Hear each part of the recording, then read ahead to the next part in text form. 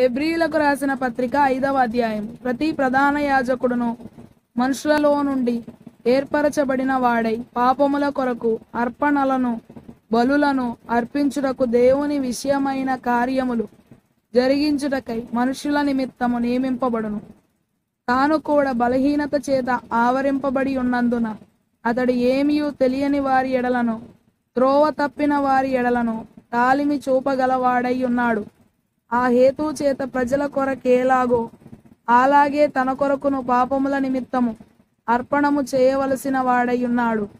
మరియు ఎవడును ఈ ఘనత తనకు తానే వహించుకొనడు గాని అహరోను పిలువబడినట్టుగా దేవుని చేత పిలువబడిన వాడై ఈ ఘనత పొందును. అటువలే క్రీస్తు కూడా ప్రధాన యాజకుడగుటకు తన్ను తానే మహిమపరచుకొనలేదు గాని, నీవు నా కుమారుడవు, నేను నేడు నిన్ను కనియున్నాను అని ఆయనతో చెప్పినవాడే ఆయనను మహిమపరచను.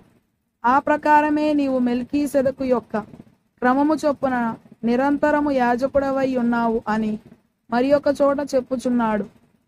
శరీరధారి అయి ఉన్న దినములలో మహారోదనముతోనూ కన్నీళ్లతోనూ తన్ను మరణము నుండి రక్షింపగలవానికి ప్రార్థనలను యాచనలను సమర్పించి భయభక్తులు కలిగి ఉన్నందున ఆయన అంగీకరింపబడిను. ఆయన కుమారుడై ఉండియు తాను పొందిన శ్రమల వలన విధేయతను నేర్చుకొనెను. మరియు ఆయన సంపూర్ణ సిద్ధి పొందిన వాడై మెల్కీసెదకు యొక్క క్రమములో చేరిన ప్రధాన యాజకుడని దేవుని చేత పిలువబడి తనకు విధేయులైన వారికి అందరికీ నిత్య రక్షణకు కారకుడాయను. ఇందును గూర్చి లేక ఇతని గూర్చి మేము చెప్పవలసినవి అనేక సంగతులున్నవి గాని మీరు వినుటకు మందులైనందున వాటిని విశదపరచుట కష్టము.